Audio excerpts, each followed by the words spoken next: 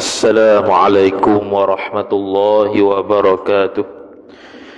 أعوذ بالله من الشيطان الرجيم. بسم الله الرحمن الرحيم. الحمد لله رب العالمين، والصلاة والسلام على أشرف الأنبياء والمرسلين سيدنا محمد وعلى آله وصحبه أجمعين. سبحانك لا علم لنا إلا ما علمتنا إنك أنت العليم الحكيم، ولا حول ولا قوة إلا بالله العلي العظيم. رب اشرح لي صدري ويسر لي أمري واحلل عقدة من لساني يفقه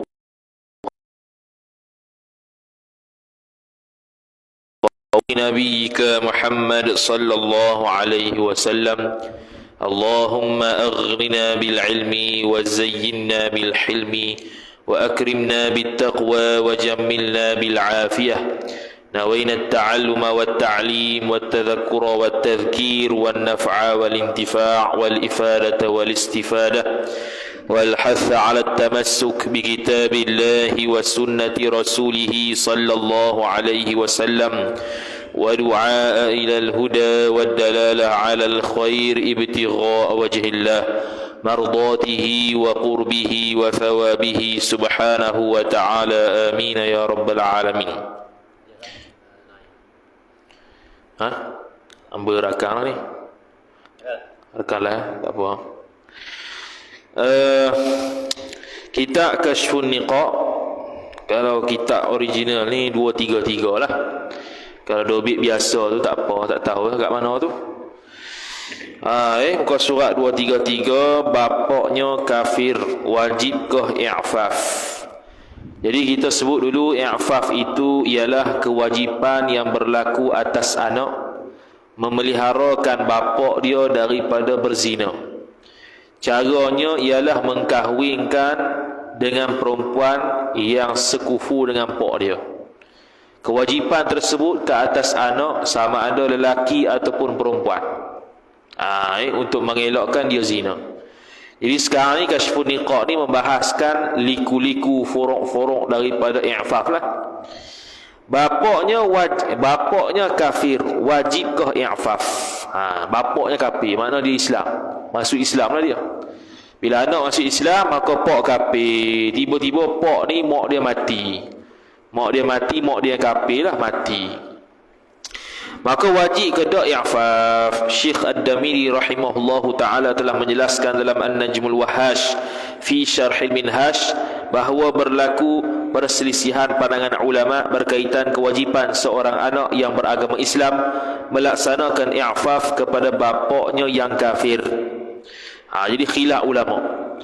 Pandangan yang asah, wajib melakukan i'faf seperti mana wajib ke atas anak itu untuk memberikan nafkah.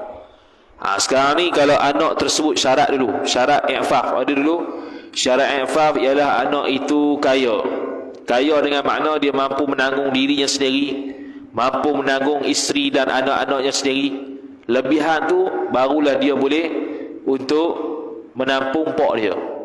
Kemudian pak dia tu pula miskin, pak dia tak ada kerja sendiri. Tu syarat-syarat yang mewajibkan anak i'faf. Maka dia kata sini, dia kata wajiblah i'faf. Macam seolah-olah wajib i'faf tu seperti dia wajib beri nafkah.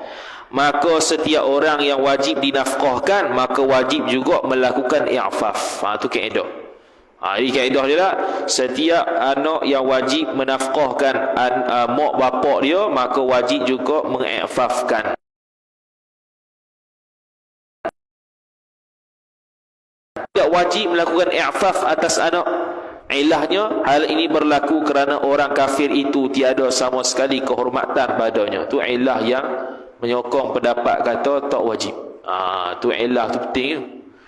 Melakukan i'faf kepada ibu. Sekarang ni kita bahas lagi tak bapak dan ibu tu macam mana? Syekh Ad-Damiri rahimahullahu ta'ala telah menjelaskan dalam An-Najmul Wahash fi Syarhil Minhaj bahawa seorang anak tidak wajib melakukan i'faf kepada ibunya. Situ. Jadi mana pak sajalah wajib, mak tak wajib. Mampu aku tu. Jadi mak orang mak tu kalau ada benda-benda yang berhajat pada kahwin itu tak wajib atas anak tu i'faf. Kata dalam kitab Najmul Wahash, Imam Al-Haramain rahimahullahu ta'ala telah menyebutkan bahawa melakukan i'faf terhadap ibunya sendiri itu tidak dapat digambarkan, tak dapat taswir. Hal ini berlaku kerana tiada kewajipan sama sekali ke atas ibu untuk menanggung nafkah harian.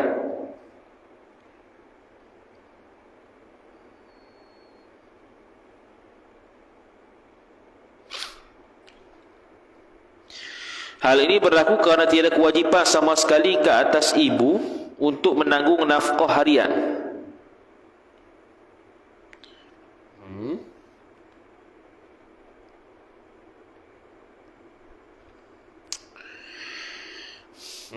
Seorang anak tak wajib lakukan i'fah pada ibunya. Kata Imam Haramain, i'fah terhadap ibunya sendiri itu tak dapat digambarkan. Hal ini berlaku kerana tiada kewajipan sama sekali ke atas ibu untuk menanggung nafkah harian.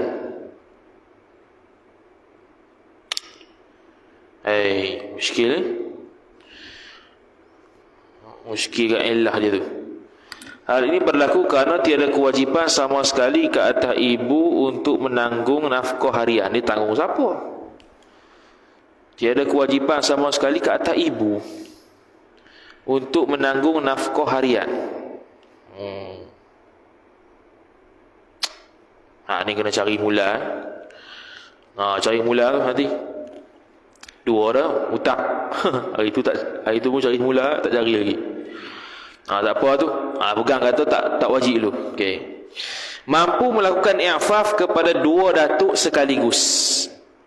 Ni pada datuk pula, nisbah pada cucu lah. Syekh Ad-Damiri rahimahullahu ta'ala dalam An-Najmul Wahash fi Syarhil Minhaj, dan Syekh Muhammad Al-Khatib Asy-Syirbini rahimahullah dalam Mughni telah menjelaskan bahawa jikalau berhimpun antara dua datuk untuk melakukan i'faf, hal keadaan cucunya tersebut mampu berbuat sedemikian, yakni berbuat dua datuk i'faf sekaligus, maka hukumnya wajib, iaitu wajib ke atas cucu melakukan i'faf kepada dua datuknya. Dua datuk ke mana ni? Iaitu bapak bagi bapak, bapak bagi bapak bagi bapak.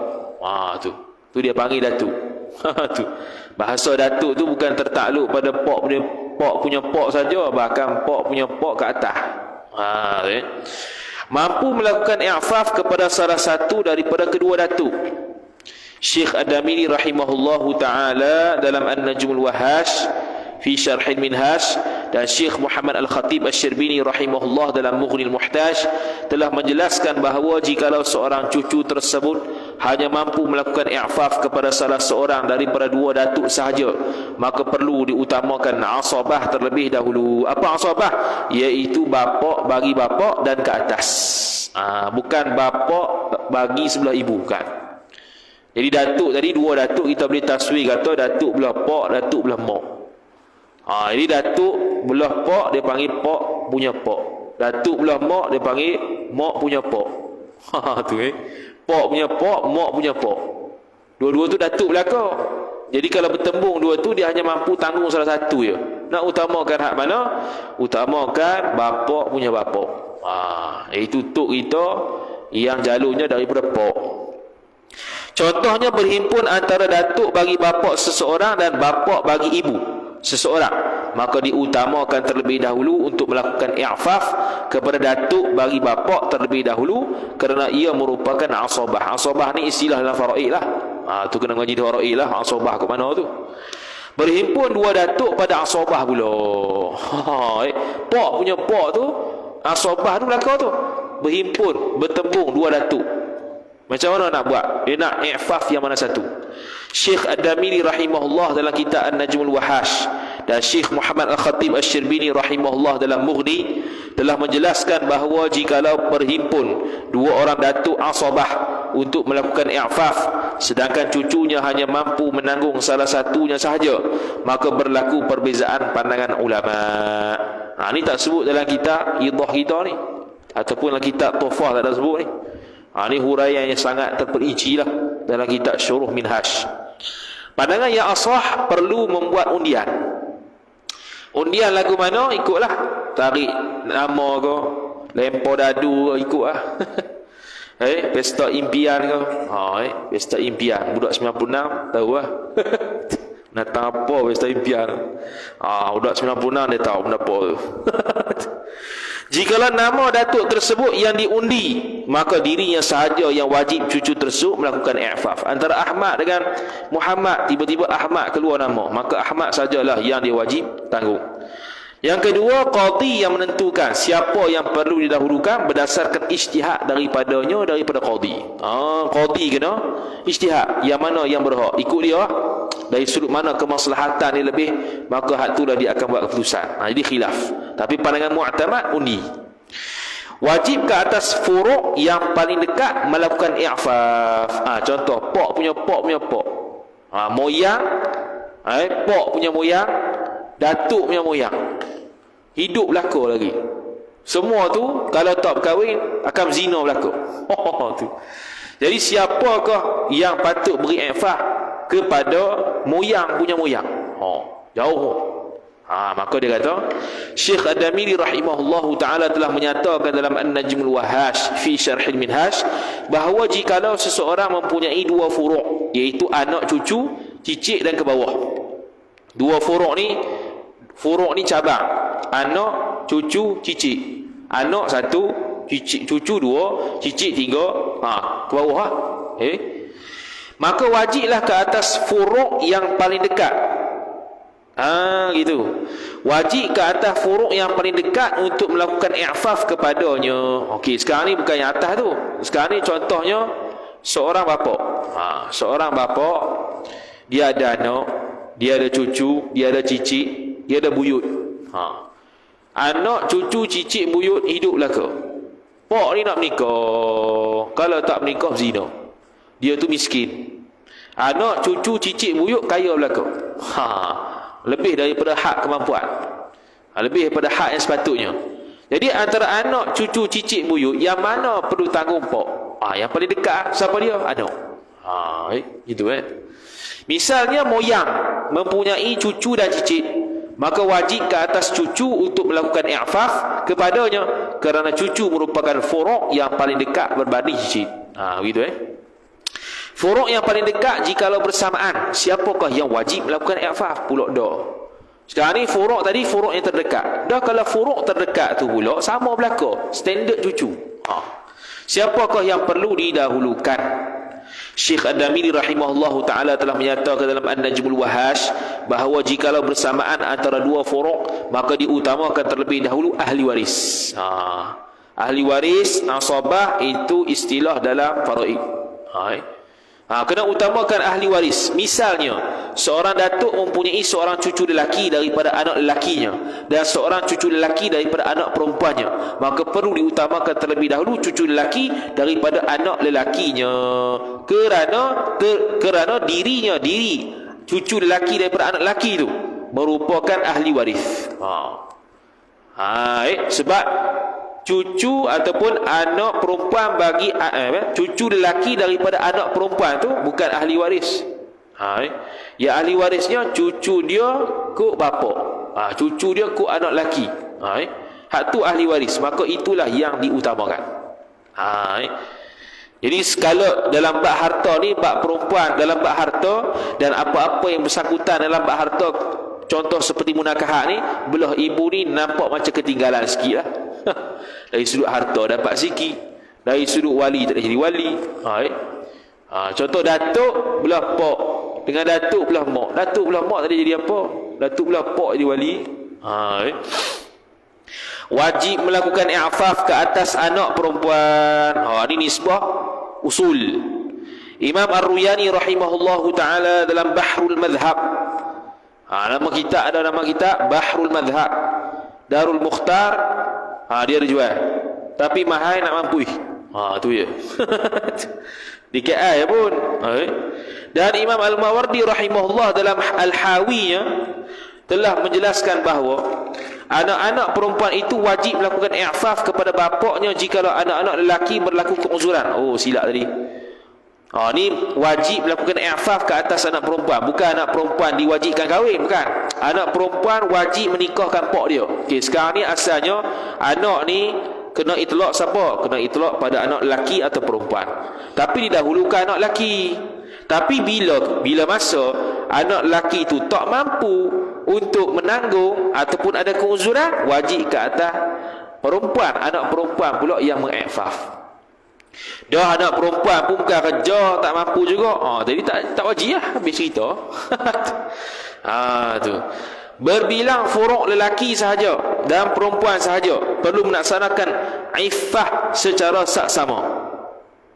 Perlu melaksanakan iffah, bukan iffah ni, i'faf. I'fah bukan iffah. Iffah lain. Berbilang furuk lelaki sahaja atau perempuan sahaja perlu melaksanakan iffah secara saksama. Sekarang ni furuk anak banyak orang, banyak ada 10 anak. Maka macam mana dia nak melakukan i'faf kepada pak dia? Syekh Muhammad Al-Khatib Asy-Syirbini rahimahullah telah menjelaskan dalam Mughni bahawa jikalau berbilang segala anak lelaki sahaja atau anak perempuan sahaja, maka wajib ke atas anak lelaki sahaja atau anak perempuan sahaja tersebut secara sama rata. Okey, kalau dia ada anak lelaki, anak perempuan, okey, jelas anak lelaki dulu. Kalau anak lelaki tak mampu, baru anak perempuan. Tapi kalau semua anak lelaki saja, semua anak dia perempuan saja, jadi hak mana ni? Tak nak beza ni, kena secara sama rata. Kongsi duit lah. Tu. Kongsi duit. Jadi contoh, kalau kita buat contoh lagi, dia ada 4 orang lelaki, anak lelaki. Dia ada 4 anak perempuan. Jadi yang wajibnya 4 anak lelaki. 4 anak lelaki ni kena bayar secara sama. Begitu lah. Kaifiat melakukan i'faf habis. Qala al-musannifu rahimahullah subhanahu wa ta'ala. Maka wajiblah atas, ni muka surat 103. Maka wajiblah atas furuk itu. Furuk ingat, anak, cucu, cicit, buyut. Furuk itu, furuk mana? Nombor 3, yakni anak dan cucu hingga ke bawah.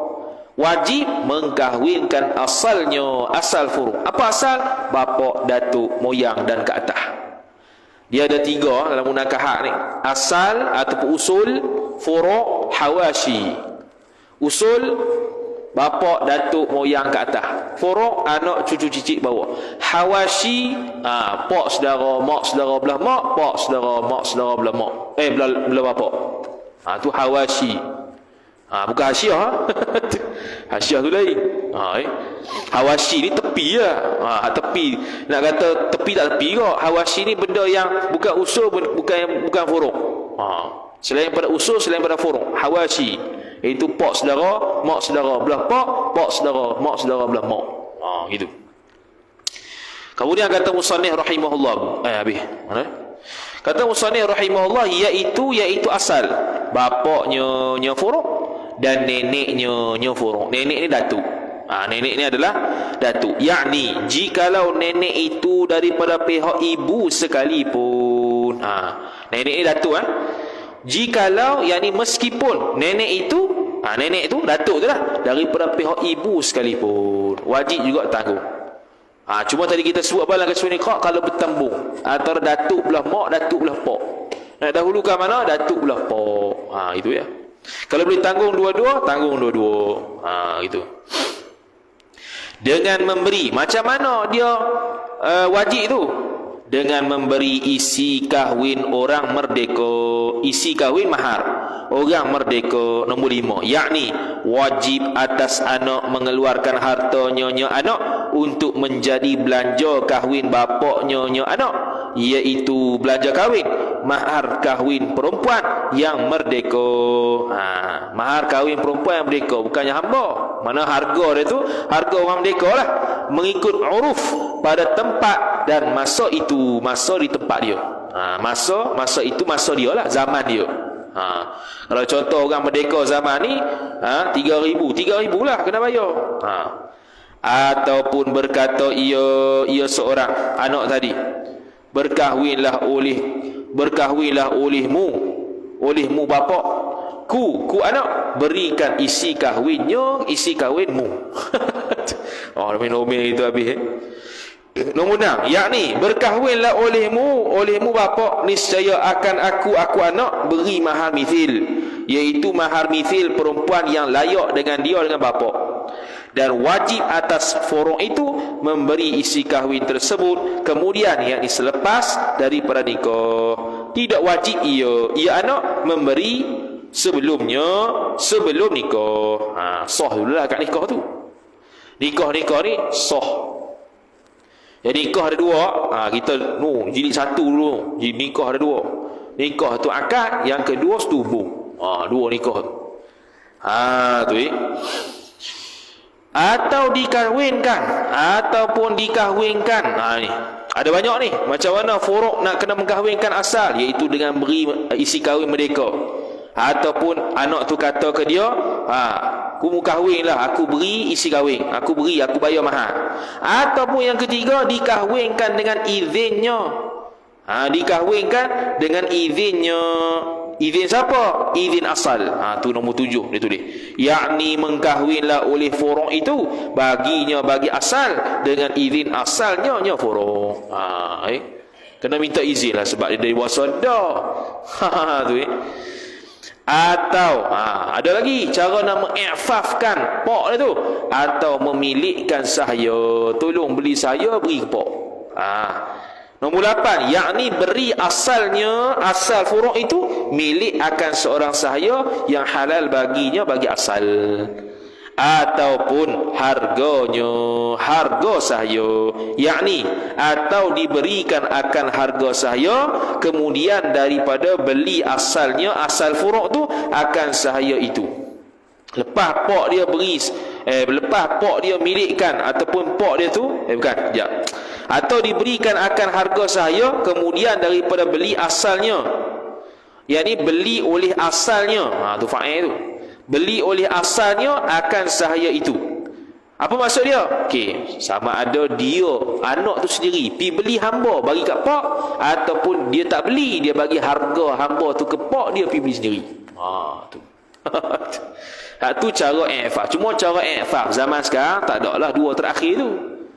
Sama ada kita beli hamba bagi ke pak, ataupun kita beri harga hamba ke pak tu beli sendiri. Tak ada tu. Tu zaman kita tak ada lah. Tu Kashfun niqab. Kata musannif, kaifiyat melakukan i'faf. Kata musannif, atau harganya. Syekh Ad-Damili rahimahullahu ta'ala telah menyatakan dalam An-Najmul Wahaj fi Syarhil Minhaj bahawa 5 cara ini telah menghasilkan maksud i'faf itu, iaitu ni yang 5 ni diulang balik Yang pertamanya, memberikan mahar orang yang merdeka. Okey dah, lalu dah tadi. Yang kedua, berkata kepada umpama bapaknya. Sebab apa kena kata umpama? Sebab boleh jadi dia i'faf kepada datuk. Dia kata, nikahlah olehmu, aku akan beri maharnya. Dah tadi. Yang ketiga, menikahkan umpama bapaknya melalui izin bapak dengan seorang perempuan merdeka serta memberikan mahar. Itu pun sebut dah tadi. Yang keempat, memilikkan seorang hamba perempuan yang halal kepada umpama bapaknya. Itu pun sebut dah. Yang terakhir, memberikan harga seorang hamba perempuan setelah memberikan harga seorang hamba perempuan supaya tu kejap, tak kena ayat tu. Memberikan harga seorang hamba perempuan,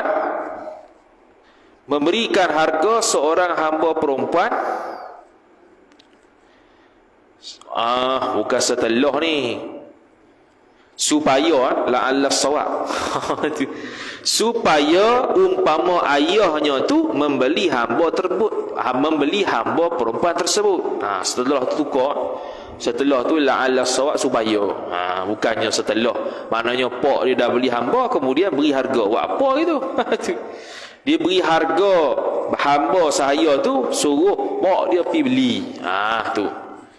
Tu yang kata tadi tu, atau diberi akan harga sahaya kemudian, yakni selepas daripada beri harga daripada beli asalnya akan sahaya itu.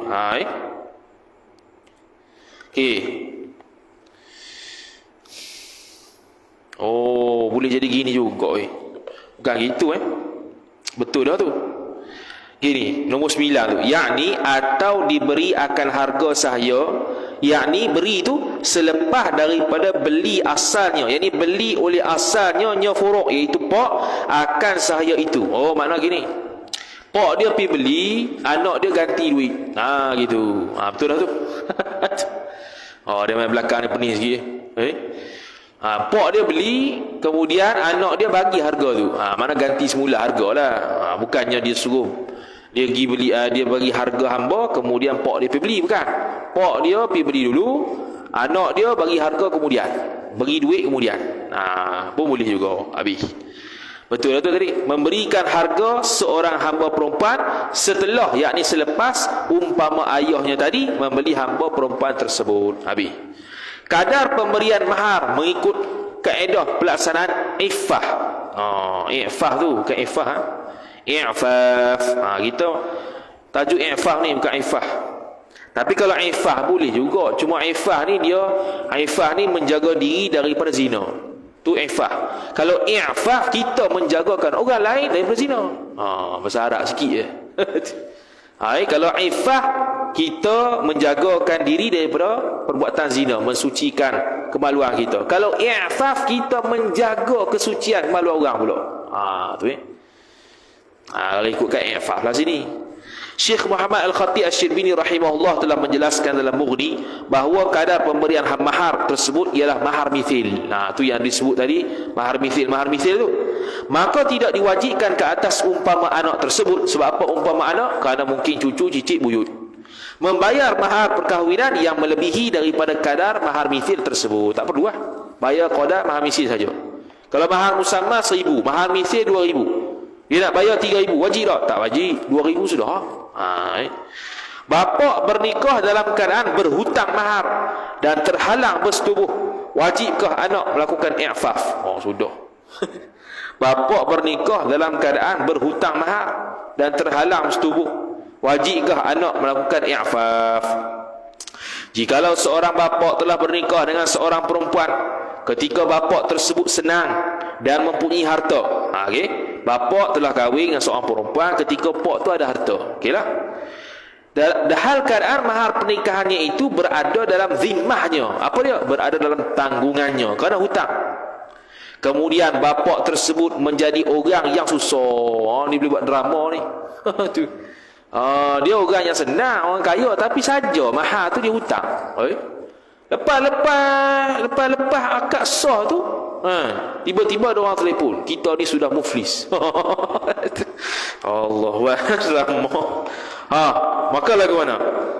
Maka dia kata, kemudian bapa tersebut menjadi orang yang susah sebelum diri bapa tu dapat bersetubuh bersama isterinya, isteri bapa tu. Kemudian isteri bapa menghalangi diri isteri tu daripada disetubuhi, sehingga diri isteri menerima mahar pernikahan. Mampu ni dapat isteri ngaji habis cerita kita ni. Tu dia halang, dia berhak dah halang, tu. Jadi dia tak boleh setubuh dengan suami dia, bagi dulu mahar. Jadi adakah anak tadi wajib bayar mahar? Maka adakah wajib atas anak melakukan i'faf dengan membayarkan mahar perkahwinan bapaknya? Imam Al-Bulqini rahimahullahu ta'ala telah menyebutkan bahawa wajib ke atas anak tersebut menyerahkan mahar pernikahan ayahnya tersebut kerana terhasil i'faf dengan perbuatan itu, meskipun yang wajib membayarnya ialah bapaknya, walaupun asalnya pak dia sebab dia mampu. Tiba-tiba jatuh miskin lagu mana tahu, dan anak dia ada kekayaan, dia dapat tanggung diri dia sendiri, dapat tanggung keluarga dia, ada hasil duit lebih, wajib beri pak dia. Tu Tapi kalau tak mampu, tak wajib lah, habis cerita lah, tanggunglah pak tu, tak boleh setubuh apa sudah. Hukum bapa meminta anaknya melakukan i'faf selepas dirinya telah bernikah dalam keadaan tidak memintanya. Apa dia ni? Imam Al-Bulqini rahimahullahu ta'ala telah menjelaskan bahawa jikalau seorang bapa bernikah dengan seorang perempuan ketika dirinya susah, ni terbalik pula. Tadi ketika diri dia senang, ni dia berkahwin dalam keadaan pak tu susah. Hal keadaan bapa tersebut tidak meminta anaknya untuk melakukan i'faf.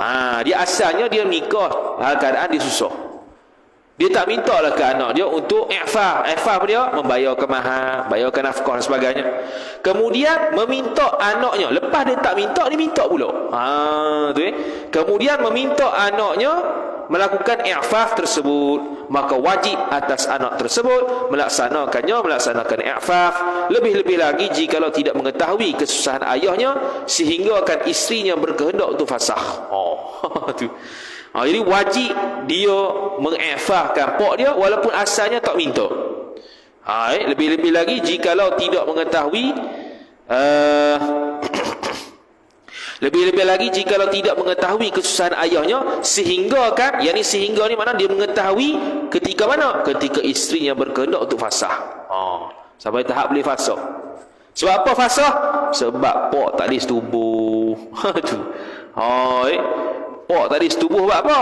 Bukan pok tak disetubuh, dia halang setubuh sebab tak dapat mahar. Dan sekarang dia nak setubuh. Dalam masa yang sama bila nak setubuh, nak mahar. Pok dia tak mampu untuk bayar mahar, maka wajib dah anak i'fah wajib. Panjang juga i'fah ni pun. Memberikan mahar pernikahan kepada umpama bapa. Apa dia umpama bapa? Datuk dan ke atas. Syekh Ad-Damiri rahimahullahu taala telah menjelaskan dalam An-Najmul Wahash fi Syarhil Minhaj bahawa tidak wajib ke atas anak menyerahkan mahar pernikahan kepada umpama bapaknya. Tak wajib serah direct. Hanya sahaja memadai serahan mahar tersebut dengan anak tersebut berkata kepadanya, nanti saya akan berikan mahar perkahwinan tersebut kepada isteri. Maknanya apa? Wajib bayar mahar tapi tak wajib serah ke pok. Hanya dia boleh kata begini, saya akan serah mahar kahwin ini kepada isteri pok. Boleh. Tak wajib serah ke pok sendiri. Itu pula. Tiada perbezaan sama sekali perempuan merdeka yang dinikahkan itu sama ada orang Islam ataupun ahli kitab. Tak kisahlah, dia akan serah mahar tu kepada perempuan tu. Syekh Muhammad Al-Khatib Asy-Syirbini rahimahullahu taala telah menerangkan dalam Mughni bahawa harus bagi anak tersebut menyerahkan kadar mahar perkahwinan yang diperlukan tersebut selepas pernikahan. Boleh. Lepas nikah baru dia bagi ke isteri dia, boleh.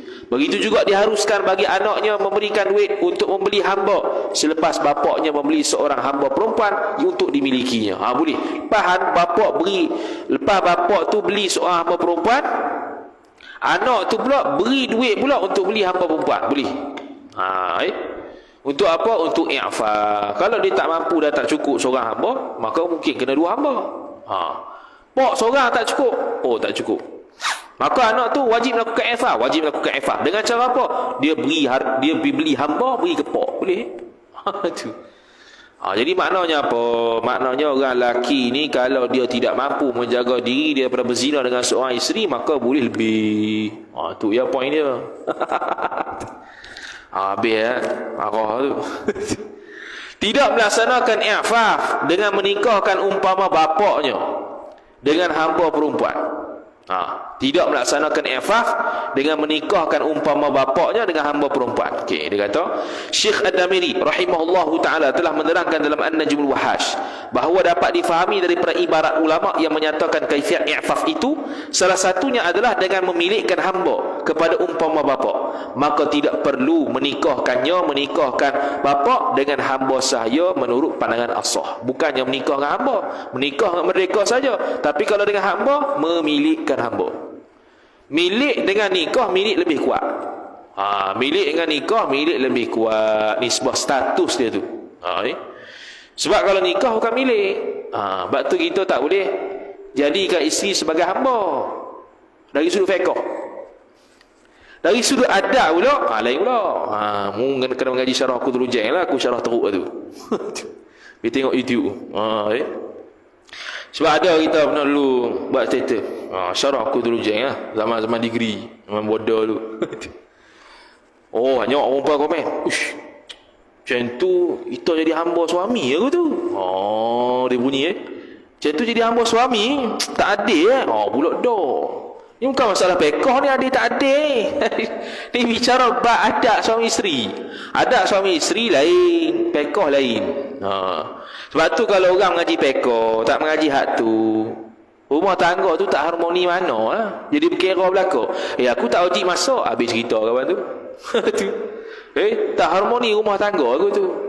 Tabiat dia sebut, Imam Rafi'i sebut apa dia? Tabiat orang perempuan ni pesen dia khidmat.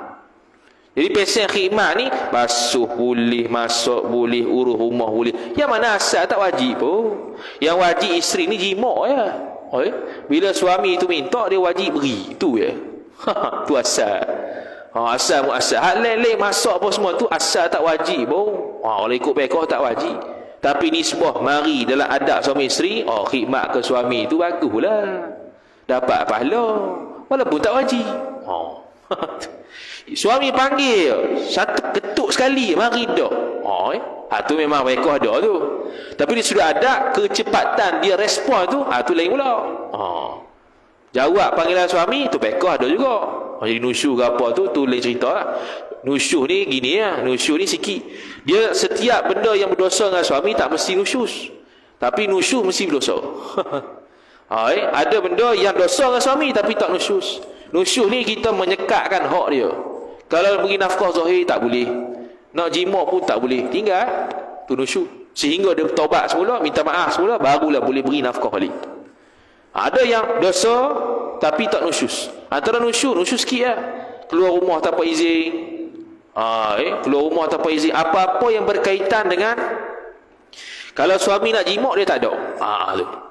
Dia melarikan, seolah-olah melarikan diri daripada suami dia. Suami dia nak jamah dia tak beri nusyus. Isteri dia keluar rumah tanpa izin dalam keadaan suami dia itu berkehendak pada dia, nusyus. Berkehendak apa tu? Jimak lah. Suami yang nak setubuh dia dalam keadaan tidak uzur, dalam keadaan tak ada masalah, dia halang, nusyus. Sebab tu perempuan perlu belajar juga uzur ketika dia ajak setubuh. Apa dia? Kita dah bahas dulu.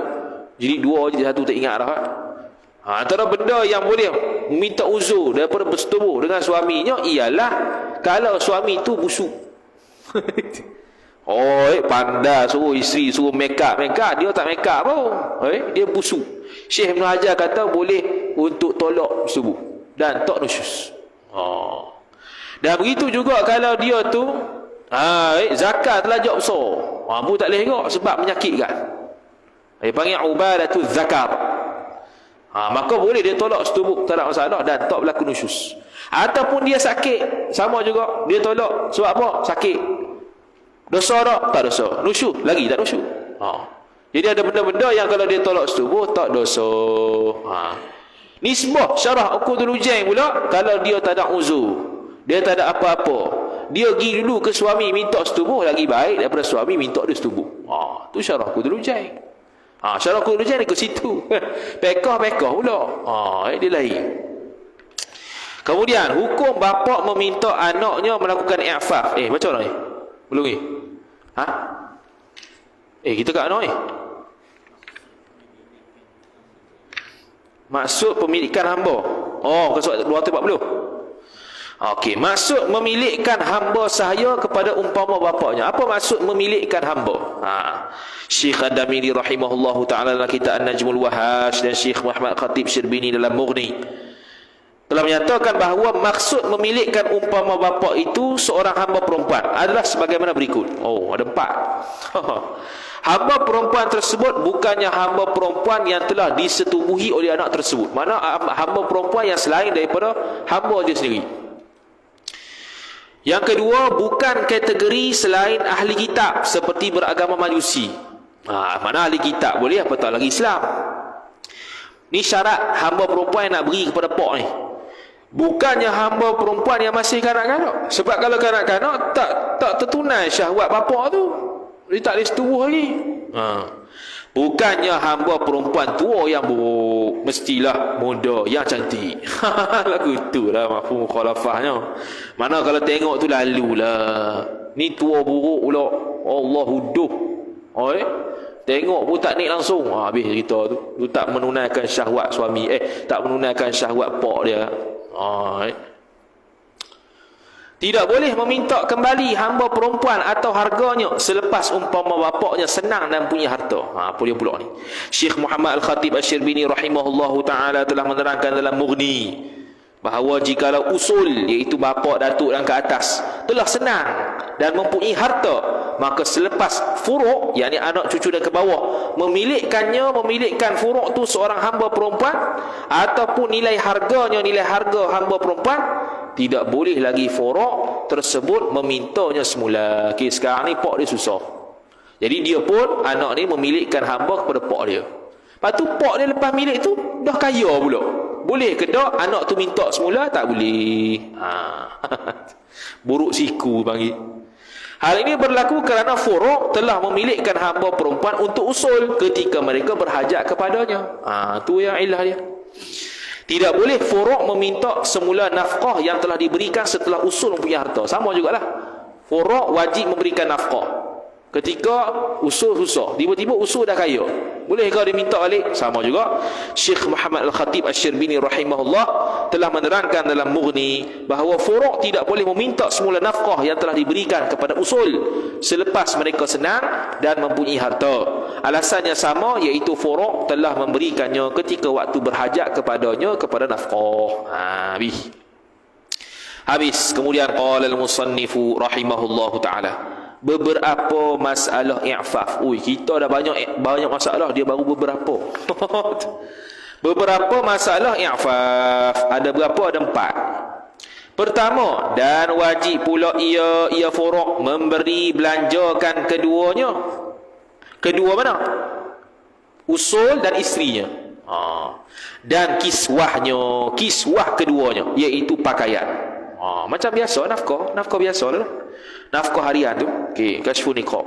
Wajib memberikan belanja dan pakaian kepada umpama bapaknya dan isterinya atau hamba perempuan. Kalau dia hamba perempuan.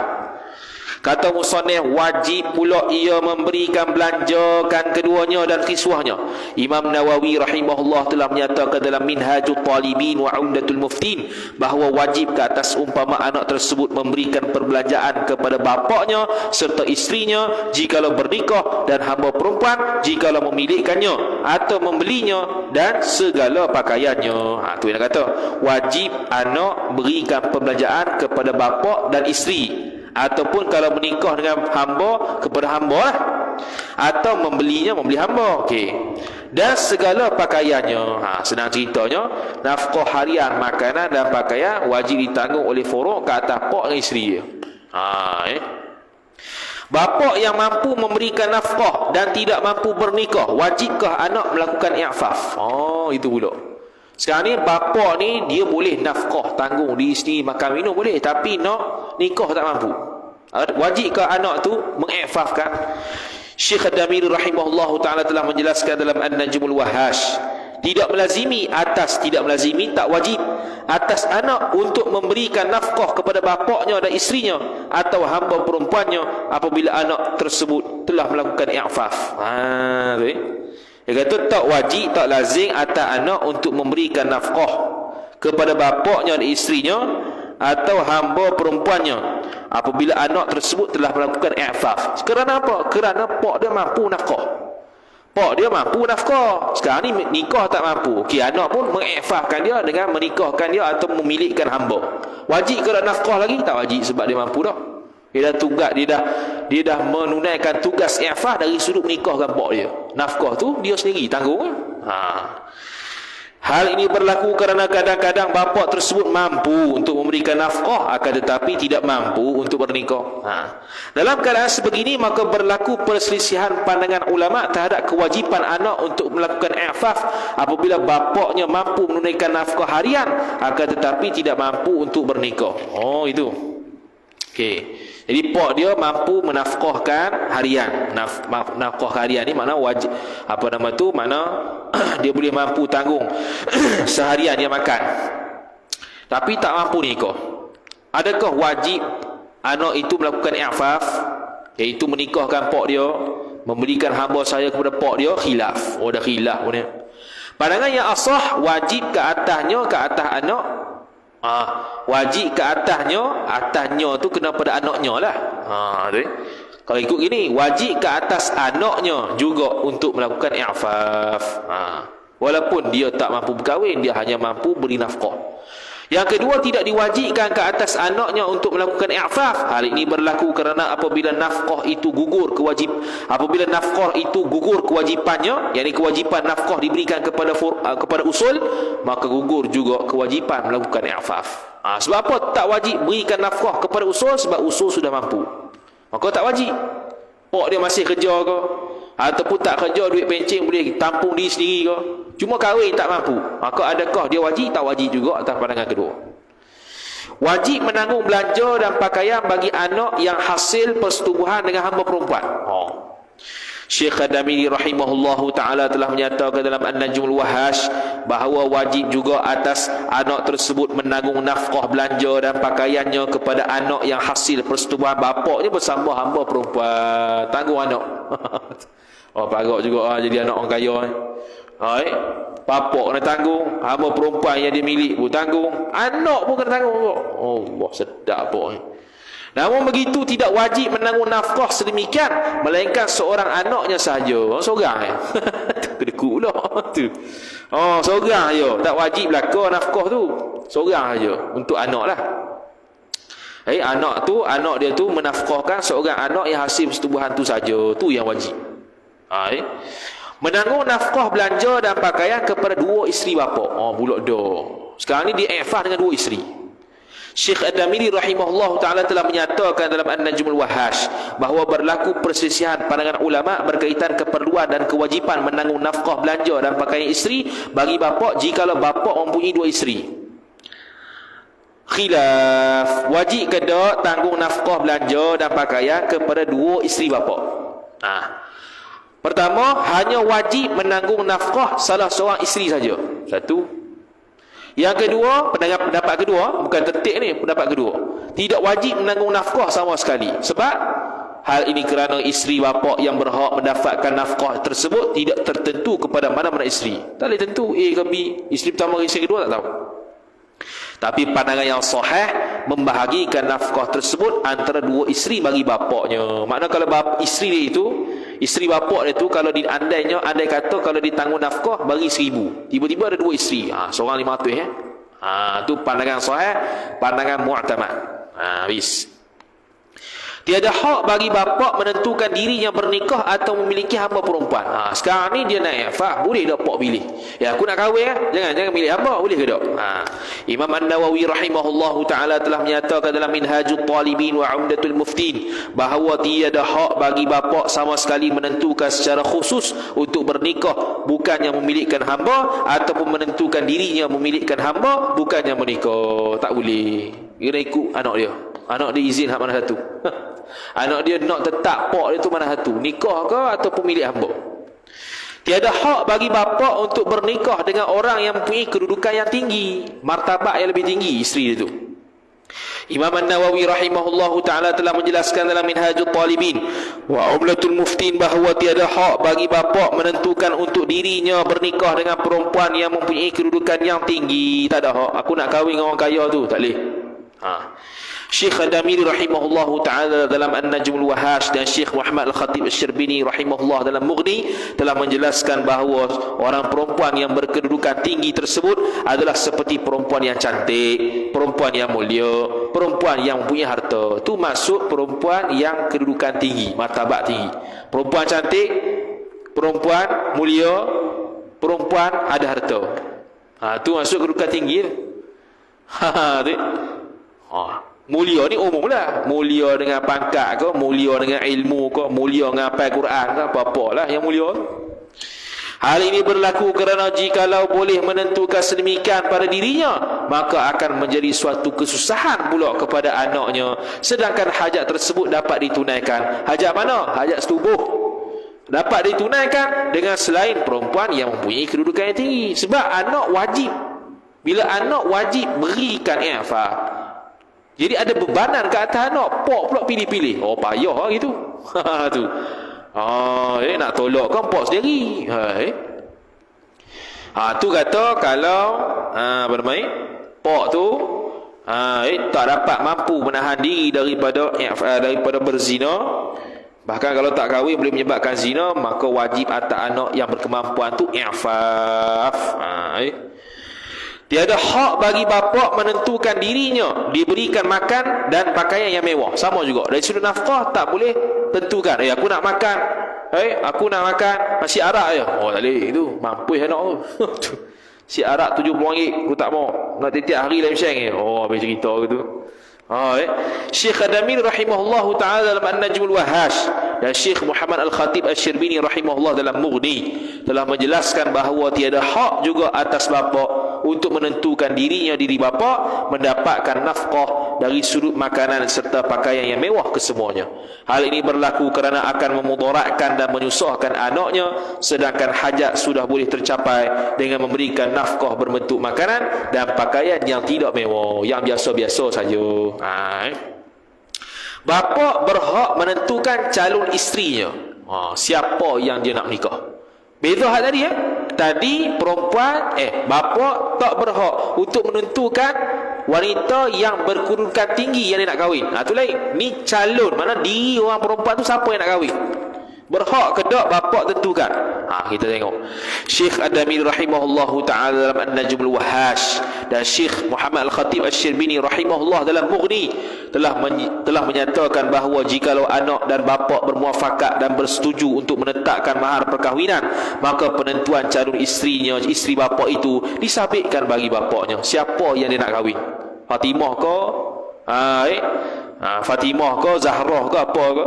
Hal ini berlaku kerana beberapa sebab. Ada 3 sebab. Pertama, bapaknya tersebut memiliki hak tasarruf harta, hak menguruskan harta secara mutlak dan bukannya dikategorikan sebagai mahjur alaih. Sebab pak dia bukannya jenis bazir, dia ada hak tasarruf untuk harta tu, hak untuk menguruskan harta.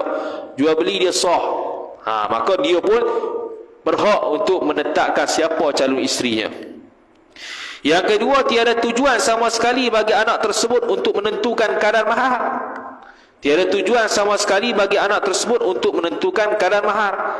Adapun tujuan nisbah kepada bapaknya, maka ia zahir, yakni lebih mengetahui tujuannya. Jadi, tak ada tujuan sama sekali bagi anak tersebut untuk menentukan kadar mahar. Dia kata apa ni? Dia kata tadi, jikalau anak dan bapa muafakat dan bersetuju untuk menetapkan mahar perkahwinan, maka penentuan calon isterinya itu disabitkan bagi bapaknya. Kerana beberapa sebab. Pertamanya, pak dia memiliki hak tasarruf harta secara mutlak. Dan yang keduanya, tak ada tujuan sama sekali bagi anak tersebut untuk menentukan kadar mahar.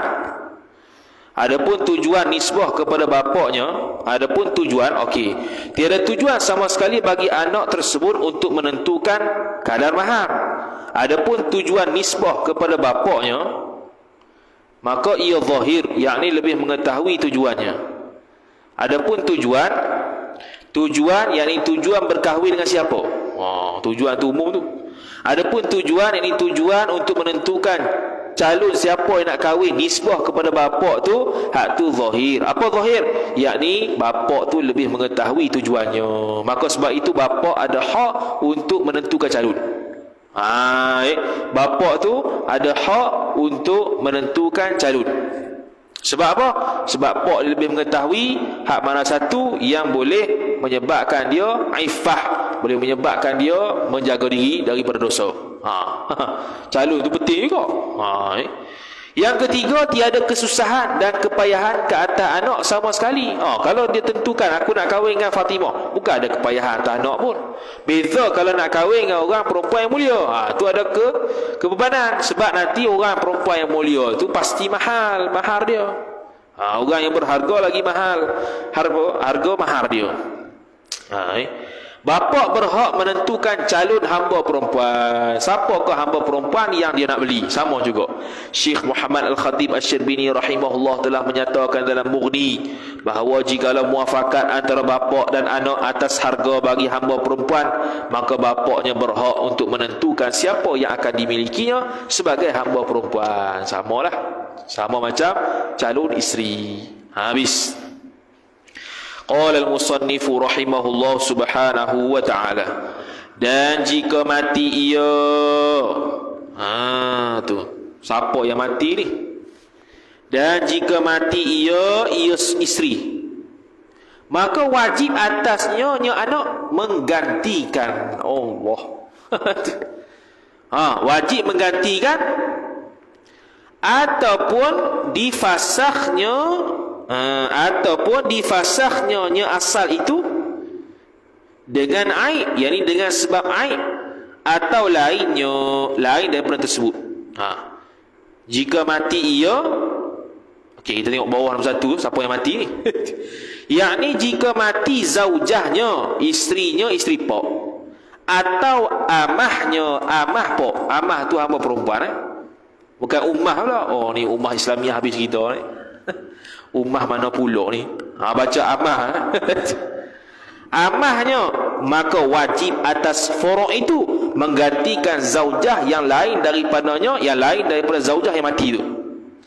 Ataupun fasakh asalnya itu, fasakh asalnya, asal furu' tu, yang ni fasakhlah oleh asalnya itu dengan aib, yang ni dengan sebab aib. Isteri itu ada aib menyebabkan boleh fasakh, dia pun fasakh. Bila fasakh, maka wajib atas furu' itu menggantikannya. Fasakh, boleh fasakh pada orang perempuan ni kenapa? Kerana dua, kalau ni sebuah kemaluan, ada tulang, ada daging sumbat. Dia rasa tulang atau daging sumbat. Tulang ke mana? Bila kita cocok zakat tu tak masuk, kena tulang. Jadi bila kena tulang tak sedar, kita sakit pula. Ataupun sumbat dengan daging. Daging tu terlajak lebih sehingga tak nak sumbat zakat. Jadi itu ada kaitan dengan persetubuhan. Bila ada kaitan dengan persetubuhan, menyakitkan suami, lagi pula sakit suami sebab tidak dapat menunaikan hak syahwat dia, maka boleh fasah. Boleh fasah ni bukan wajib fasah, boleh fasah. Bukan wajib fasah. Pilihan dia boleh fasah. Kalau dia redha, selesai. Hiduplah sampai mati. Lepas tu kena tanya elok. Sebelum kahwin tu ada penyakit ke apa, kena khabar jujur lah. Ada penyakit apa. Ataupun kalau dia tak tahu, tu yang masalah tak tahu ni. Kalau tak tahu, kahwin baru tahu lah, rupanya gitu. Boleh fasah. Ada tuntutan hak fasah. Ni sama juga laki apa dia yang boleh fasah? Laki unnah. Unnah ni orang yang zakat lembek dan cepat pacu. Cepat selesai. Tak ada seminit. Dalam tuhfah dia taswir lagu mana unnah ni. Tak ada cocok, pancuk dah. Lagi teruk lah tu.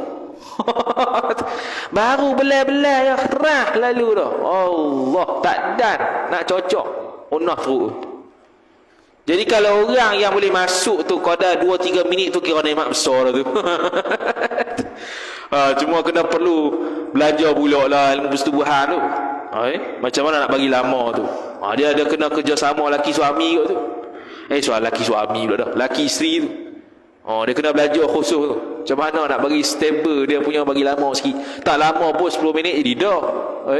Nak lama sampai 50 minit habis cerita lah tu. Tengok bola lah. Tu cuma dalam kitab kita dulu, kita tak hurai lagi. Bukan tak hurai, kita dengar hurai Tok Guling. Dia kata dulu awal-awal tu, sunat berubat. Sunat berubat kalau dia tak ada masalah. Kalau ada masalah, wajib berubat. Sebab apa? Sebab kalau barang tu lembek ataupun lemah, akan jadi satu keaiban. Keaiban tu keaiban ke siapa? Keaiban suami pada isteri. Jadi isteri dia tahu, suami aku gini juga. Suami aku gitu juga. Lembek juga rasanya. Tak kerah mana. Ataupun cepat habis. Maka hak tu mengaibkan suami pula.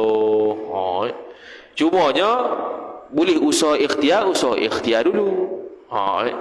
Dia menyakit kan, bukannya merancang. Aku tak mau, aku nak elokkan diri dia menyakit. Kita kena juga kan. Tak kata apa. Benda tak diduga. Jadi dia ada apa nama tu, ubat macam-macam. Ubat yang bagus lah, ubat yang hantar ni ubat. Kena tengok juga makanan ke apa ke. Kemudian kata musannif, dia kata mana? Difasah dengan aib. Kata Kashful Niqab, wajib menggantikan isteri atau hamba perempuan setelah kematian isterinya atau difasah kerana keaibannya. Kata musannif, maka wajib atasnya menggantikan. Perkara ini berlaku seperti mana anak yang telah memberikan nafkah kepada bapaknya, kemudian nafkah tersebut dicuri. Maka wajib atas anak menggantikan nafkah yang dicuri dengan nafkah yang lain. Oh, sedap. Tengah-tengah bawa handbag kena curi. Kena ganti tak? Kena ganti. Sama juga kalau isteri mati kena ganti. Wajib menggantikan isteri yang baru jikalau kematian isterinya bukan dengan sebab perbuatan bapa. Oh, pula ada. Oh, jadi dalam kitab kita ni umum sangat tu yang suruh ganti tu. Ya, kitab kita ni mata minhah yo, syarah minhah dalam kasus nikah ni. Syekh Ibn Hajar Al-Haytami rahimahullah telah menyatakan dalam Tuhfah bahawa wajib menggantikan isteri yang baru untuk bapa dengan sebab kematian isterinya, akan tetapi dengan syarat kematian tersebut bukan berpunca daripada bapaknya sendiri. Kalau bapak dia pergi bunuh tak wajib ya. Syekh Ali Shibran Malisi rahimahullahu ta'ala telah menjelaskan dalam Hasyiah Ali Shibran Malisi ala Nihayatul Muhtaj bahawa jikalau bapaknya telah menyebabkan isteri yang mengandung kemudian meninggal dunia dengan sebab melahirkan anak, maka ia termasuk daripada kematian isteri yang bukan atas dasar perbuatan bapa sendiri. Mana yang ada di sebuah perbuatan pak tu sebab dia bagi ngandung, dia setubuh. Kira perbuatan pak tu dia setubuh ngandung. Pas mengandung dia lahir mati kawan tu. Adakah mati zaujah dia itu disabitkan pada pak punya salah ataupun tidak? Tahu. Oh, dahsyat kau ni. Syekh Ibn Hajar dengan Syekh Ali Shibran Malisi habis. Wajib menggantikan isteri lain apabila terfasakh dengan sebab pensabitan mahram secara susuan. Ini dia satu-satu ni. Satu-satu ni. Fasakh sebab apa? Okey. Pertama, fasakh sebab sabit mahram secara susuan. Syekh Ad-Damiri rahimahullahu ta'ala telah menerangkan dalam An-Najmul Wahash bahawa wajib atas anak menggantikan isteri yang lain jikalau terfasakh dengan sebab sabitnya mahram secara susuan. Rupanya yang dikahwin itu mahram susuan. Bila mahram susuan, terfasakh. Terfasakh lah kitab fiqh disebut infisakh. Kalau fasakh dia sebut fasakh lah. Fasakha. Fasakha ni kita yang memfasahkan. Infisakh terpisah. Terfasakh sendiri. Kalau mengaji ilmu makulat, fasakha maqulatu ay yaf'ala. Infisakh maqulatu ay yanfa'ila. Dia berlaku tanpa ada fi'lul fa'il. Infisakh terfasakh tanpa berlaku fi'lul fa'il. Bukannya suami itu yang memfasahkan, tak, memang terpisah sendiri. Tu. Contohnya, bapak tersebut mempunyai isteri yang bernama Aminah. Pada masa yang sama, bapaknya tersebut bernikah dengan seorang perempuan yang bernama Aisyah, hal keadaan Aisyah masih bayi. Kemudian Aminah tersebut telah menyusui Aisyah. Oh, gini. Jadi dia ada isteri namanya Aminah. Pertama. Yang kedua, Aisyah. Tapi dia kahwin sejak Aisyah tu bayi. Lepas tu kok, isteri Aminah dia punya hak kok. Aminah tersebut telah menyusui Aisyah sehingga cukup syarat. Dalam bab radha'ah. 5 kali kenyang lah, cukup syarat lah, dia perempuan lah, susu sendirilah dan sebagainya. Maka isterinya yang bernama Aminah tersebut telah terfasah kerana Aminah sekarang menjadi ibu susuan bagi isterinya yang bernama Aisyah. Oh, itu. Namun begitu terdapat satu pandangan jauh, pandangan yang baik daripada mazhab yang menyatakan bahawa anak tidak wajib memperbarui isteri tersebut. Ini dia kata isterinya yang bernama Aminah tersebut telah terfasah. Aminah tu siapa tu? Isteri pertama. Telah terfasah kerana Aminah sekarang menjadi ibu susuan bagi isterinya, isteri suami dia tu yang bernama Aisyah. Oh, itu. Itu ibu susuan, mak susuan. Ibu susuan dengan mak susuan, ibu susuan dengan anak susuan. Tak boleh campur. Tak boleh campur dalam satu masa. Jadi isteri pertama ni korang nak berkorban lah. Daripada aku isteri dua, biar aku dicerai. Tapi aku tak boleh cerai. Aku terfasah ke sini. Tu. Dengan cara aku menyusukan. Isteri dia dengan kedua tu hak bayi tu. Tunggulah 9 tahun lagi. Wajib menggantikan isteri lain apabila terfasah dengan sebab murtad. Ni murtad pula. Syekh Ad-Damiri rahimahullah dalam An-Najmul Wahash dan Syekh Muhammad Al-Khatib Syrbini dalam Mughni telah menjelaskan bahawa jikalau isteri bagi bapa tersebut terfasah dengan sebab murtadnya isteri tersebut, maka wajib atas anak juga untuk menggantinya dengan isteri yang baru. Isteri dah murtad. Bila murtad terfasah, infisakh. Tak boleh dah. Infisah ni, terfasah ni banyak lah. Teranya murtad, dah kahwin lama rupanya mahram ya, terfasah. Law tu juga. Lepas tu anak tu jadi wati syubhat, tapi masih bing pada dia. Kewajipan atas anak membaharukan isteri bapa jikalau isterinya diceraikan dengan sebab uzur. Okey. Syekh Ad-Damiri rahimahullahu ta'ala telah menjelaskan dalam An-Najmul Wahash bahawa berlaku perselisihan pandangan ulama berkaitan kewajipan anak menggantikan isteri baharu kepada bapaknya jikalau bapaknya menceraikan isterinya dengan sebab uzur. Ni pak sendiri yang cerai. Tadi fasah ni pak sendiri yang cerai. Kak Matan tadi tak ada cerai, fasahnya. Ni cerai pula. Sebab apa dia cerai? Sebab uzur. Okey. Ni khilaf, 3 pendapat. Pandangan yang asah, pandangan mu'tamad, wajib anak menggantikan isterinya yang baharu, wajib juga. Uzur yang dimaksudkan ialah bermusuhan dengan suami, melakukan perbuatan nusyus dan seumpama keduanya. Okey, tanbihun. Dia cerai ni bukannya semua buruk belaka. Takut kita gini. Cerai dah. Teruk lalu. Ketahuilah bahawasanya para ulama banyak yang cerai isteri. Si bawah cerai isteri dia sebab isteri dia bakar kitab dia. Kitab dia satu almari tu bakar habis. Tinggal satu kitab yang namanya Al-Kitab. Yang kitab Nahu yang paling muntahi Al-Kitab. Disyarahkan oleh ulama Al-Kitab tersebut. Al-Kitab yang sebutir itu menyebabkan perkembangan ilmu Nahu yang banyak seperti mana sekarang. Ulama sebut kalau andai kata kitab-kitab si bawah yang lain selain pada Al-Kitab masih ada, tak tahulah Nahu ni bila nak habis. Tu. Tara Al-Kitab itu pun banyak dah. Cabangan Nahu dibahas sampai sangat-sangat detail, berhasiah-hasiah. Tu dengan sebab satu kitab si bawah yang nama Al-Kitab. Kalau dia banyak kitab lagi selain pada Al-Kitab dan sampai pada kita, tak tahulah ilmu Nahu tu berapa banyak lagi tu ada. Ini ada banyak. Syekh Ibn Hajar Al-Haytami rahimahullahu ta'ala, isteri dia kuat merongok. Kuat merongok kata apa? Dia kata tengok Syekh Romli tu, isteri dia dapat emas sokmo. Dapat emas, dapat duit. Aku ni dapat berjalan. Aku ni nak berjalan payah. Dapat emas lagilah korang. Susah. Lepas tu Syekh Ibn Hajar kata apa? Syekh Ibn Hajar kata pergi belakang rumah tu, tengok ada apa. Dia pergi belakang rumah tu, tengok-tengok, ada emas. Emas daripada pergi tu. Lepas tu Syekh Ibn Hajar kata apa? Kalau mu nak kesenangan dunia, aku nak akan cerai kamu. Tapi kemungkinan kalau nak hidup bersama aku dalam keadaan gini, aku tak cerai. Kalau nak aku berikan harta dunia boleh, tapi aku cerai kamu, aku tak buat harta dunia. Kalau boleh aku beri dah. Nak kata kewalian Syekh Ibn Hajar tu, pergi tu ada emas. Itu lah. Bukan dia simpan emas itu. Tu. Tu ada cerita lagi tak mana tak ingat lah. Dulu pernah tulis-tulis tu. Baca-baca orang pun ada. Jadi cerai tu bukan makna mesti buruk. Kadang-kadang cerai tu mesti berlaku kerana disebabkan ada uzur. Tak boleh setubuh ke apa ke. Macam mana? Tak boleh nak halang.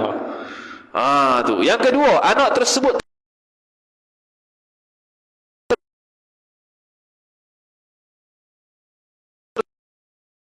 kosakkan putus hubungan pernikahan. Anak tak wajib, tak boleh beri. Sebab pak dia sendiri buat keputusan untuk cerai. Maka jikalau bapaknya bercerai dengan isterinya tanpa sebarang keuzuran, maka tidak wajib atas anak memperbaharui isteri bapaknya. Perkara ini berlaku kerana bapaknya sendiri yang meluputkan dan menghancurkan hubungan pernikahan tersebut atas dirinya sendiri. Ni kalau tak ada uzur. Mana kalau ada uzur boleh tu dia kata tadi apa? Hal ini kerana bapaknya sendiri mengkosakkan putus hubungan. Tapi dia kata ke atas tu, jikalau bapaknya menceraikan isteri dengan sebab uzur, anak tersebut tertegah untuk memberikan isteri yang bapaknya kepada isteri yang baru kepada bapaknya. Hal ini kerana bapaknya sendiri mengkosakkan putus hubungan pernikahan. Maka jikalau bapaknya bercerai dengan isterinya tanpa sebarang keuzuran, okey, dia ada dua. Pertama, dengan sebab uzur. Sekarang ni kita bincang dia cerai dengan sebab uzur. Pendapat yang kedua kata tak boleh juga. Pendapat yang kedua B tu kata tak wajib anak beri, sebab pak buat keputusan sendiri. Dan tambah satu masalah lagi, kalau dia cerai tanpa uzur lagi tak wajib. Sebab apa tak wajib? Sebab bapak sendiri meluputkan, menghancurkan hubungan pernikahan atas dirinya sendiri. Tanggung sendiri ya. Jadi atas pandangan kedua secara mutlak, sama ada cerai dengan uzur ataupun tak uzur, tak boleh berlaku, tak wajib atas anak. Ketiga, wajib mencari isteri yang baharu atas anak kepada bapaknya secara mutlak. Apa secara mutlak? Sama ada ditolakkan isterinya itu dengan sebab keuzuran ataupun sebaliknya. Ini yang pandangan ketiga. Tapi pandangan mu'tamad, hanya wajib atas anak menggantikan isteri yang baharu ketika mana ada uzur. Kalau cerai tanpa uzur tak wajib. Syekh Muhammad Al-Khatib Asy-Syirbini rahimahullahu ta'ala telah menyatakan dalam Mughni bahawa tempat berlaku perselisihan pandangan ini berlaku selama mana bapaknya itu tidak menceraikannya kemudian menikahinya berulang kali. Pulak dah. Hak kata khilaf di atas tu selama mana dia cerai dan tidak menikah semula. Syekh Ali Syukur Malisi rahimahullah ta'ala telah menerangkan dalam hasyiah dia bahawa dhabit bapaknya merupakan seorang yang banyak tolak banyak kali tersebut ialah sebanyak 3 kali perceraian, meskipun dengan isteri yang sama sekalipun. Jadi kalau dia berlaku perceraian banyak kali, anak tersebut tak wajib dah beri dia kahwin lain. Tu ya nak kata. Begitu juga sabit sedemikian jikalau bapaknya tersebut telah mentolakkan 3 isterinya ataupun 2 isterinya. Sama juga, tolak 2 isteri sekaligus, 3 isteri sekaligus, anak pun tak wajib beri zaujah lagi. Tu. Adapun jikalau berlaku sedemikian, maka berlaku kesepakatan para ulama bahawa tidak diwajibkan ke atas. Sedemikian mana? Iaitu pak dia tu tolak 3, tolak 3 isteri ataupun 2 isteri ataupun 3 kali cerai, maka tak wajiblah ke atas anak untuk mencari ke isteri yang baharu lagi, seperti mana tidak perlu menggantikan nafkah yang kerap dimusnahkan oleh bapaknya. Kias itu. Sebaliknya perlu dimilikkan hamba perempuan untuknya untuk bapa, dan meminta qadi menghalanginya daripada bapa tersebut membebaskan hamba perempuan tersebut sebagai orang yang merdeka.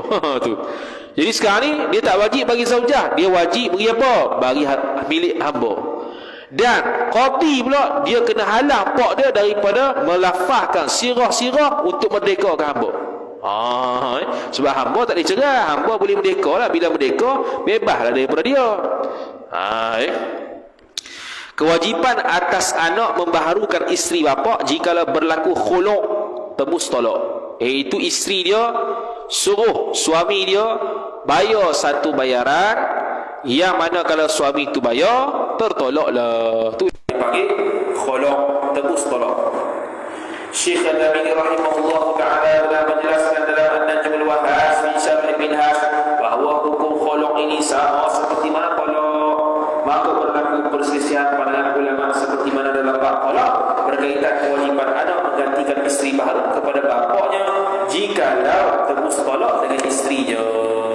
Sama ya. Pertama, pandangan yang asah mu'tamad, wajib anak menggantikan isterinya yang baharu. Pandangan kedua, anak tersebut tertegak untuk memberikan isteri yang baharu kepada bapaknya. Hal ini kerana bapaknya sendiri mengkosakkan putus hubungan pernikahan. Itu pandangan kedua. Pandangan ketiga, wajib mencari isteri yang baharu atas anak kepada bapaknya secara mutlak, sama ada khulu' isteri itu dengan sebab keuzuran ataupun sebaliknya. Yang A itu, pandangan A itu kalau khulu' sebab uzur. Kalau tak uzur tak wajib, macam tolak tadi. Habis. Isteri yang ditolak bapak telah meninggal dunia, wajibkah atas anak memperbaharui isterinya? Isteri yang ditolak bapak, isteri itu meninggal dunia, wajib tak dia ganti? Syekh Ibn Qasim Al-Abbani rahimahullah ta'ala telah menerangkan dalam hasyiah Ibn Qasim ala Tuhfah bahawa jikalau bapa seseorang telah mentolakkan isterinya lalu meninggal dunia isteri tersebut, maka wajib atas anak memperbaharui isteri bapaknya seperti mana wajib memperbaharuinya ketika isteri bapa tersebut meninggal dunia sebelum ditolakkannya. Sama ya.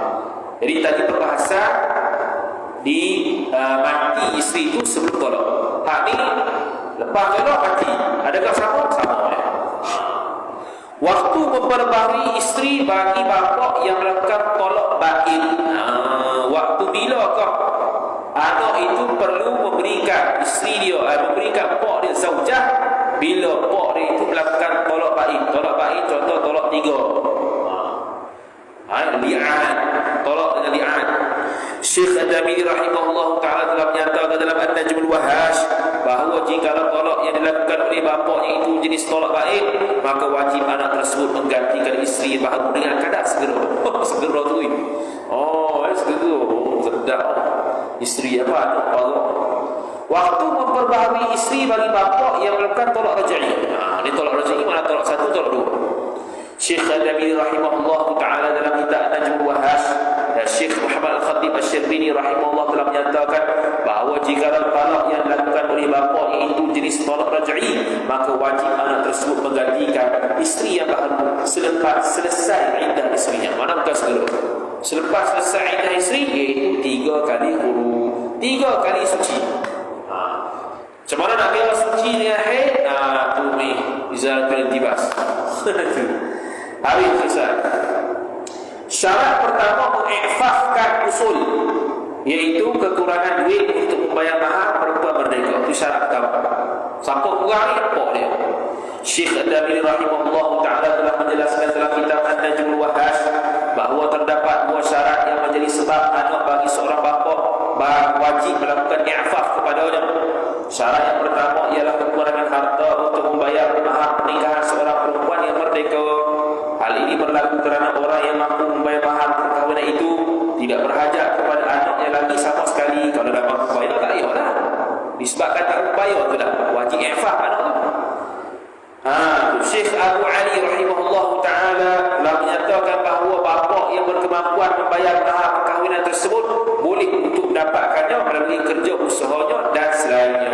Dia kata bapa yang berkemampuan membayar mahar tersebut boleh mendapatkannya melalui kerja usahanya dan selainnya. Kalau pak dia kerja ataupun ada sumber-sumber kewangan yang lain, maka pak tu kategori mampu. Bila mampu anak tak bagi bayar. Tapi kalau pak tak kerja ataupun kerja tapi tak memadai untuk bayar perkahwinan dia, maka anak dia wajib i'faf. Syekh Muhammad Al-Khatib Asy-Syarbini rahimahullah telah menerangkan dalam Mughni bahawa perbezaan antara perbelanjaan nafkah dengan perbelanjaan mahar perkahwinan ialah kerja usaha pada perbelanjaan nafkah tersebut berulang-ulang. Sebab nafkah ni harian, dia berulang-ulang. Adapun perkahwinan sekali maka ia akan memberikan kemudaratan kepada bapa jikalau bapaknya orang yang susah. Ini berbeza dengan mahar perkahwinan kerana ia tidak berulang-ulang, bahkan hanya sekali bayar sahaja.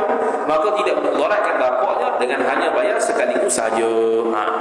Jadi antara perbelanjaan perkahwinan dengan perbelanjaan harian nafkah, mana lebih mudarat? Kalau pak dia susah, perbelanjaan nafkah harian, kerana itu akan berulang-ulang tiap-tiap hari. Jadi anak yang berkemampuan wajib bayar semula. Wajib bayar semula. Wajib beri kepada pak dia. Bapa kekurangan harta untuk memiliki hamba perempuan. Syekh Muhammad Al-Khatib Asy-Syarbini rahimahullah ta'ala telah menjelaskan dalam Mughni bahawa begitu juga wajib ke atas anak melakukan i'faf kepada bapaknya apabila bapaknya kekurangan harta untuk memiliki hamba perempuan. Samalah dia tadi. Syarat yang kedua, meng'ifafkan usul berhajat untuk bernikah. Pak dia ada hajat. Kalau tak ada hajat, tak boleh. Tak wajib. Hajat ke mana? Hajat sekira-kira mana kalau dia tak berkahwin, dia akan berzina.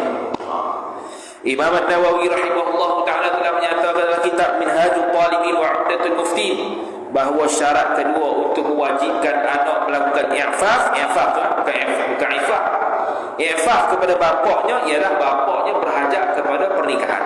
Syekh Al-Damili rahimahullah telah menerangkan dalam An-Najmul Wahash bahawa perkara ini berlaku kerana telah ghalib syahwat. Ghalib ni tak mampu, bapak ni kawan, memang dia lebih berakal untuk bernikah, bukannya untuk mendapatkan khidmat daripada perempuan. Kalau mendapatkan khidmat daripada perempuan, itu tak lihat, tak wajib. Mestilah hajatnya itu adalah untuk setubuh kerana ghalib syahwat dia.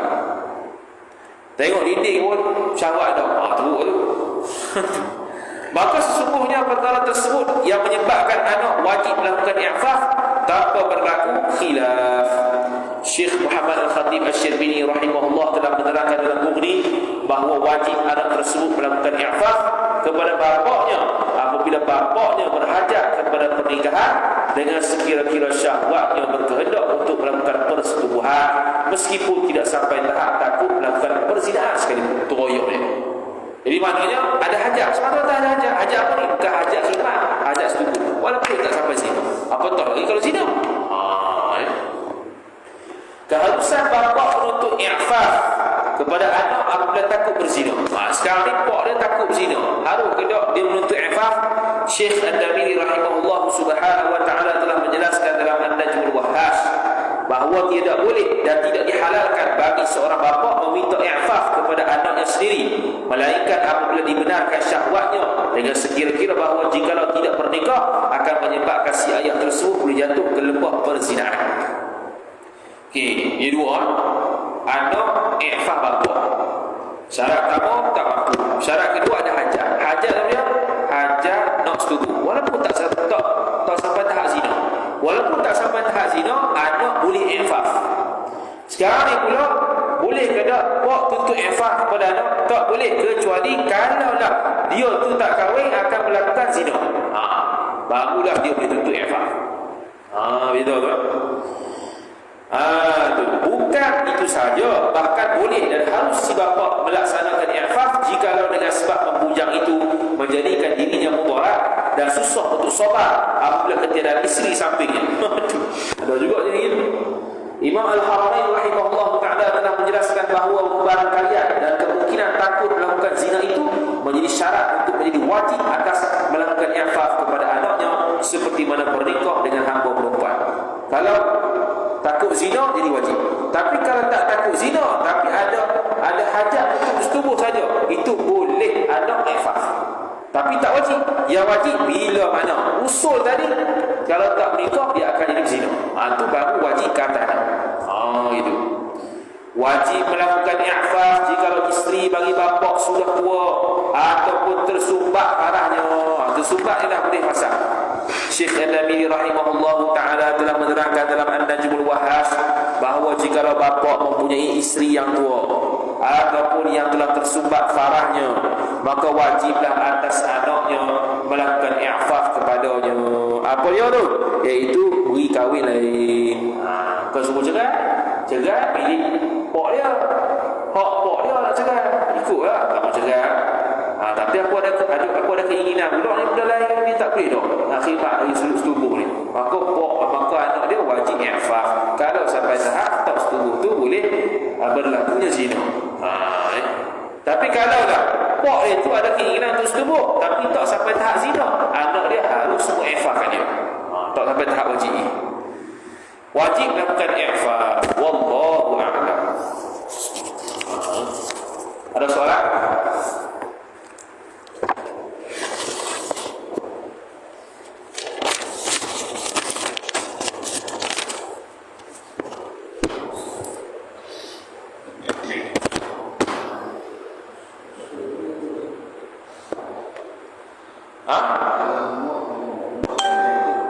Mak janda.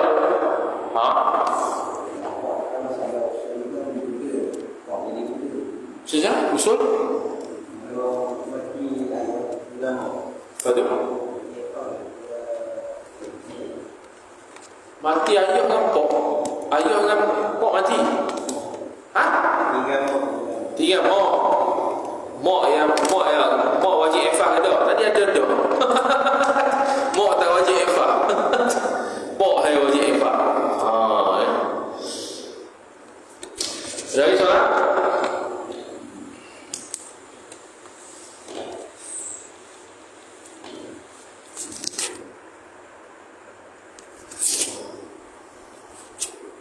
Tak mampu macam kira batu berlaku zina bukan tak menjawab kita. Dia sendirilah kena usaha puasa ke apa. Bukan tak menjawab kita tu. Tak mampu. Tak mampu dari sudut belanja nafkah harian. Anak akan menzalimi isteri pula. Tak ada nafkah. Itu nak tengah hajat batin. Ada lagi soalan?